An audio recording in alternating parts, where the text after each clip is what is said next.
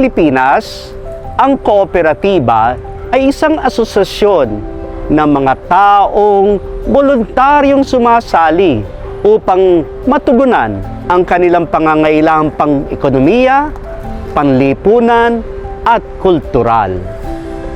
May mga katangian po ang kooperatiba sa Pilipinas. Member-owned and controlled. Demokratiko ang pagpapatakbo, voluntaryo ang pagsali.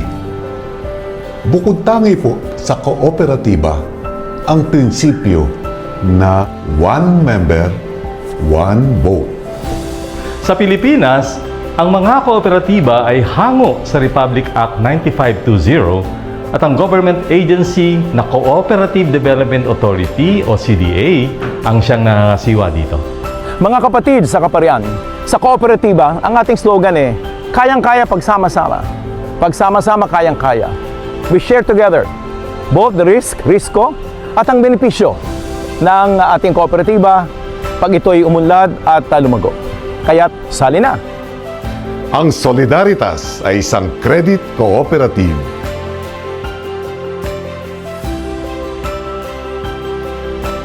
Mga kamay-ari, ayon po sa Republic Act 9520 o yung tinatawag na Cooperative Code of the Philippines, ang credit cooperative ay isang pagtitipon ng mga kamay-ari upang tugunan ang ating common bond of interest.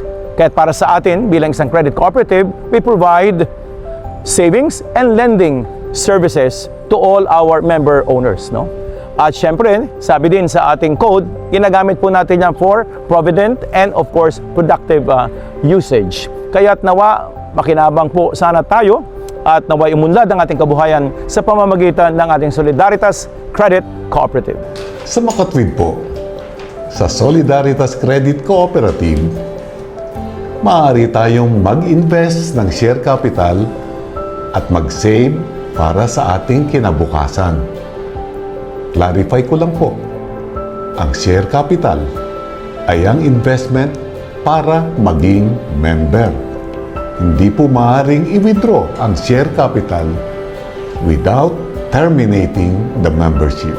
At dahil sa pondo ng mga kooperatiba mula sa share capital at regular savings, mayroong lending services para sa mga financial needs ng mga members. At dahil po sa interest mula sa mga loans, mas lalago naman po ang interest mula sa savings. At may patronage refund din.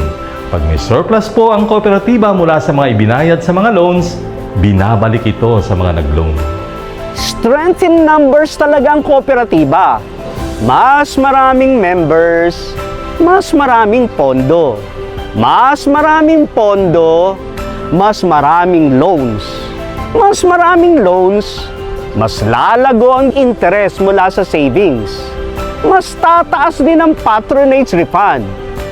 Mas maraming ulit ang makaka-loan, and so on and so forth. At yan po ang ating credit cooperative. Hangarin namin na mabawasan ang mga financial worries ng mga miyembro upang mas magawa nila ang kanilang worship and evangelization work. Yan po ang misyon ng Solidaritas. Sali na tayo!